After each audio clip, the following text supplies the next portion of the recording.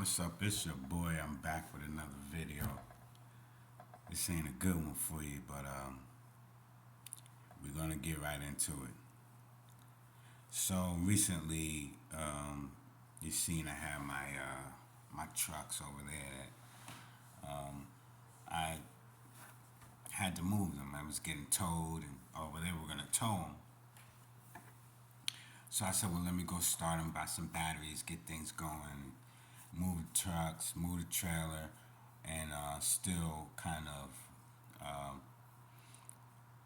just move them, park them, and regroup, and continue with my plan, which was to wait for things to turn around within the markets and go. I have some other financial responsibilities, obligations, some tickets outstanding. Overweight ticket, couple overweight tickets, easy pass or tolls, and probably a little money owed to the government. Which all you gotta do is make payment arrangements to do that, and you're pretty much back up and running. I did, however, have a summons against me, so that still needs to get resolved. I had hired a lawyer. We paid back about 80% of the debt, and then the lawyer started doing some funny stuff and wind up freezing one of my accounts, which I'm like, well, we're still in litigations. How is that possible? Come to find out, they did some backhanded stuff that lawyers do, and were able to get my accounts frozen. Fast forward, so I'm just working, driving for someone, and you know, dealing with everyday, life that goes on. Of course, life goes on, right? I had to park the trucks and go take a job, work for somebody else, and figure out what I'm gonna do. And get these stickers slapped on my truck, and now, we're kind of back up against the wall over here. What should I do? So I'm just thinking about selling everything at this point, because you can always buy, buy some other equipment or something. Of course, cash for cash, but I'd have to get that money up. But if I sold my trucks, then I would have the money to, you got to do the right thing with the money, but I'd have the money to, you know, give me some options. Not that I'm going to jump right into starting another company or whatever you have, but, and it's really, what support I get from you guys watching this channel is about all the support that I have. I'm gonna be honest with you. It's a doggy dog world. A lot of times, the people that you feel that you're doing this for, they're gonna support you. Or be in your corner, and they're the last people to raise their hand. If you ask for a volunteer. You know what I'm saying? So it is what it is. I do it for me. Well, I go to work each day because I have to. And so a majority of, my motivation to continue to keep striving is so that at the end of the day I feel self-worth, and I have, you know, made, made my made something out of my day. Made it, turned a day that might otherwise, just be a regular day, turn it into a productive day. So each day I get up and I go and I hit the ground running. You know what I'm saying? Other people are not like that. They don't see how you get up and go, and can stay going. And they kind of don't like that. They don't like to see that, because you still are on a course or charting a course when they're probably doing any and everything they can to slow you down, which most of the times that's the case. They're just in the way. You know, they intentionally get in your way because they know you're gonna get up with the same attitude each day and go after those things that that you've built or that you're building. They see it happening. They just want to get in your way. So at this point, how can I navigate around that or get past it? I think if I lighten my burden or some of my obligations or things that I'm tied to, then I can move a little bit more at will and get things accomplished because I won't have to really, I really won't have to give two fucks anymore about things that I basically care about because I'll let them all go and then next thing you know, I done lighten my load and it's a lot easier for me to just, you know, um, jump on the next fast moving, opportunity. You know, that's just what I think. That's how I look at it. Is it worth holding on to all of this stuff? My trucks and my trailer. And, I got a bunch of stuff in the back of that trailer that if somebody wanted to buy it right now, then I got to get all that stuff out of there. I'm not charging anybody to use that as storage. Why would I charge you? You know? Um, these are people that are close to me. But that's another story and another topic. You can go take and put that stuff in the storage down the street over there and pay this guy. So, but I think it's a shame that I've gotten to this point where I feel this way because I'm like I just really want to try to keep it simple. I want to keep it simple. It gets complicated when other people are involved. The more stuff you have, the more you know, the more assets or the more things, property and stuff that you have. It's like the bigger your house is, the more rooms you have, the more bathrooms you have, the more it's likely that you're gonna have something go wrong or something's gonna stop up somewhere. There's gonna be a problem that's gotta get fixed. So I'm not looking to get into nothing too big or too crazy. I just always think back. This guy used to tell me when I first got started, stay small and just take it all, for yourself. And I probably should have followed his advice instead of trying to, go out on a limb. But no risk, no reward, and I'm a thrill seeker. I take chances in life. Um, I don't do the same thing all the time, and if it's not working for me, I'm definitely not going to continue on that pattern because that would be insane to keep, doing the same thing and well, you're not getting a different result unless you're happy with your results. But if you're not, why would you keep doing the same thing? So I'm not going to do that. I will switch up in a heartbeat. I just was trying to hold on to some stuff because I know the potential that they have, and I know I was almost there, almost there. I believe that it got complicated when I started adding more people. Putting them in the mix. Not that they knew it all. They would not have listened to a word I had to say. It just caused me to have more people to fight with when I could have just been, a lone ranger. Just got it done. So that's it basically. I think that I probably should hold on to it, but I don't want headaches, unnecessary headaches. These are investments that I had been sitting for a while. I'll give it another, a few more months. Maybe once this administration comes in, if things turn around, if I'm able to get out of the situation that I'm in and start back running again, I'm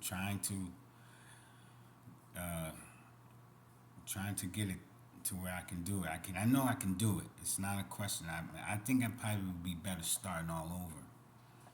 You know, getting a new truck. But I know what I got and what what they can perform.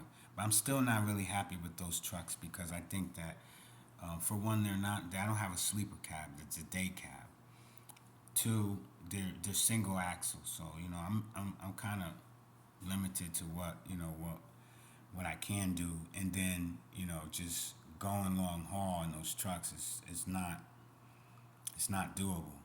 I mean, it is doable. I've done it, but and I don't want to spend money in hotels and just having a truck that you can stay parked at, until maybe you can find a better paying load and just lay down and get that rest that you might need. Just shut everything off.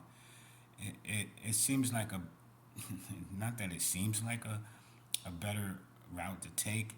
It's pretty much the only route I would take at this point. I feel that I need to take. So it's probably not a bad idea to sell both the trucks. If I keep the trailer, that would be smart. Just gotta kind of find a place to park it right now. But I think I'm just thinking over. I actually have been thinking that over for a while. Like what do I do now? And I called a gentleman today, a salesman. He I brought he offered to buy my truck before he sold it to me. He's a salesman. So you want to sell it? I'll buy it back because he knows it's a good truck. Well, now maybe I'll give him two trucks to make an offer to me. He might even have something over there that we can swap out. I'm sure he'll give me. There's some options over there with him. So that might be the next best thing. And then if I did that, I'd be in a better position to lease on to somebody because then I have a truck that will meet their requirements. Because my truck doesn't meet a lot of people's requirements, those trucks. There was some companies I was going to get on with. Rooms to Go was one. We were going to do them, pulling their furniture and stuff locally. I was going to lease on. Still can, but because of some of my safety rating scores, some overweight tickets, ticket for one of the ID lights or headlight being out. And all those overweight tickets were used, the drivers were getting them. I did get one. And then there was another time when I was training a guy, he didn't have his driver's license on him. So he was going to be working for me. We went across the scale overweight. And because he didn't have his license when we went into the scale house, I pulled my license out. So it winded up going on my record. And some of those things are just there because, either the loads were supposed to be booked for a certain weight, but I guess the shipper feels like they can just overload a trailer because there's still room to throw a few more pallets on there, not realizing that I'm maxed out with my weight at the load where we booked it at, like for the weight that it was brokered at, not just because you can put more on there, put more on there.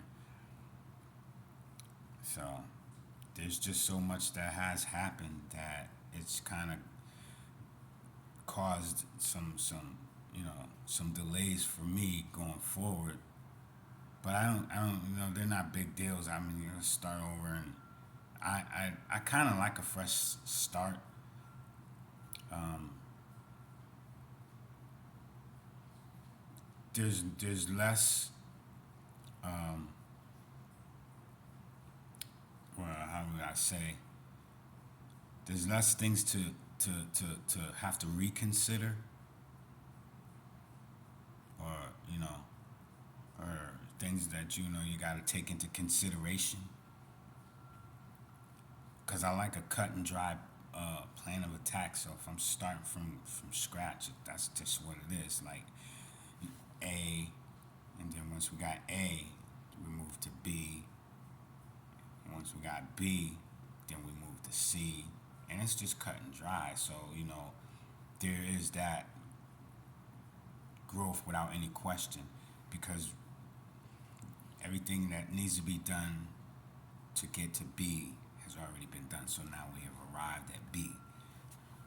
There's no questions, no nothing to have, to oh, we have to take into consideration these things here. That's already thought out.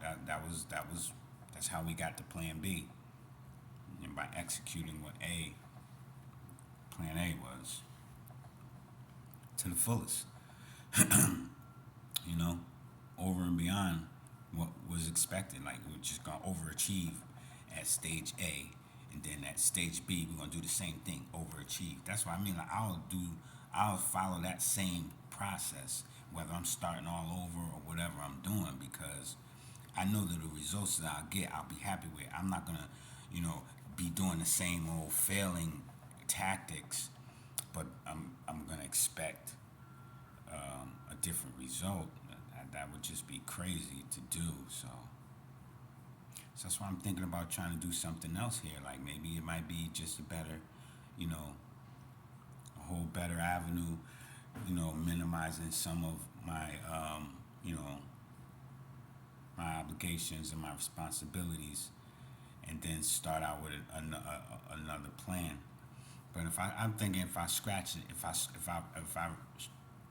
if I decide to just start completely over, that means the trailer's got to go too. Everything's got to go. Just 100% start over.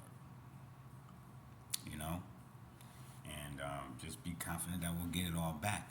Now, that might be that might be way out there. Like James, that trailer is that's a heavy, hurdle. And when I got the trailer, it wasn't easy finding the trailer. I looked high and low to find something that was sturdy, that was, worth the money. Because people were trying to sell you anything. You could have went to an auction and stuff, but some of that stuff was, now you bidding against other people, and they just trying to outbid you. I don't know. I never really did auction. I've never done an auction before, and I recall. I always went into the dealership with cash and bought whatever I was buying. So that works for me.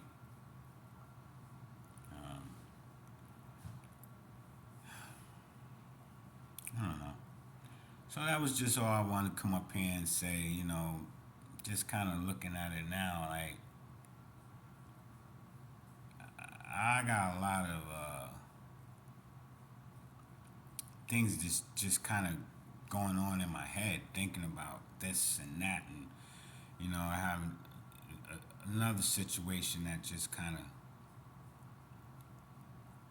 wind up. I'm just catching wind of. I don't know what's really going on with that, but I just heard, through the grapevine, that my son, he's lost his job, truck company he was riding with, so he's supposed to be on his way home on a Greyhound. And then it's supposed to be his mother sent him some money. I'm like, why she got to send you money for a Greyhound? Wasn't you making any money while you was out there driving? Sometimes, man, we get into these positions as truck drivers, and we just don't know when to quit. We let these daggone people put us right under the bus or under the truck. They run you right in the ground. If it ain't working for you, you gotta take and make the decision, the hard decision. You probably don't want to come back home because you don't want to hear my mouth. You'd be surprised to see that I'm gonna sell the truck I bought for him. You should have been helping me out. You out there running around for free. You can't even pay for your own bus ride back home. And I got 2 trucks sitting here. I don't understand it, man. And it'd be the people that you figure would be the ones that would support you, that they don't support you. And watch you struggle to do all the hard work. And then, They come with the head hanging down, like, I just don't have anything to say anymore. I just look at it and say, man, I I ain't even gonna tell you I told you so. I'm not gonna tell you that because if you don't see the potential that I see, I mean, I thought I saw some potential in you.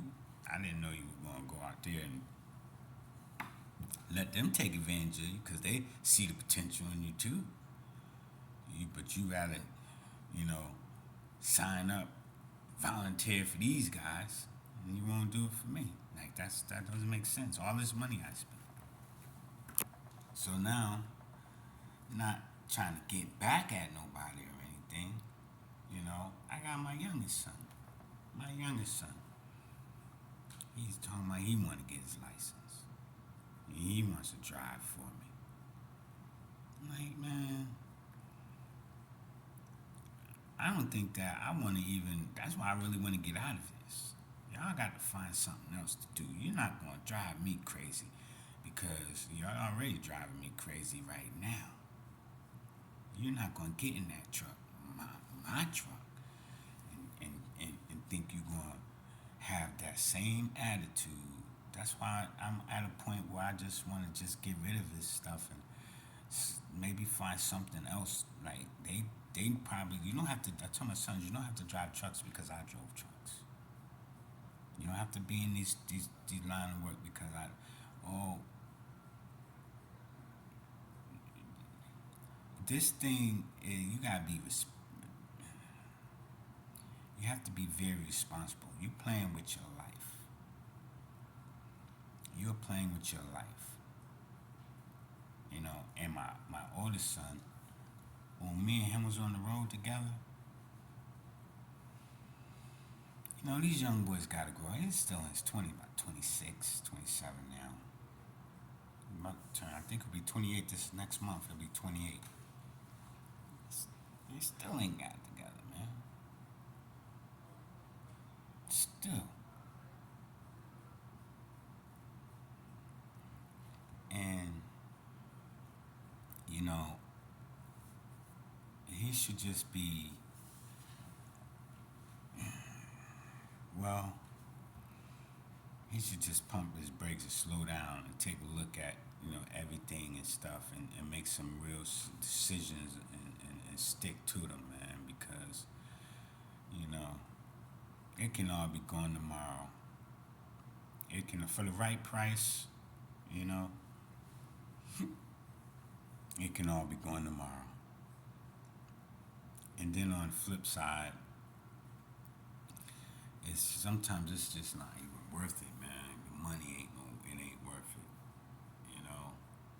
I hate to be sitting here saying, oh man, if I would have never bought that truck and gave it to him, man, he'd still be here today. You know what I'm saying? I don't want to have that on my conscience either, because I kind of feel like, I know that these boys ain't gonna do right. But now they got it made up in their mind. This is what you want to do. Well, how you gonna get into,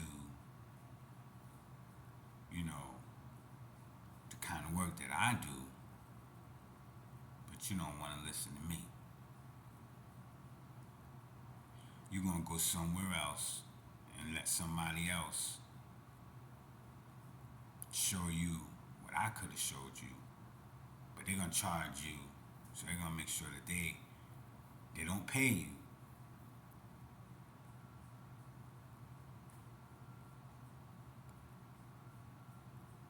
And then once you continue on doing that, you ain't the same. You're gonna get the same results when you go over there.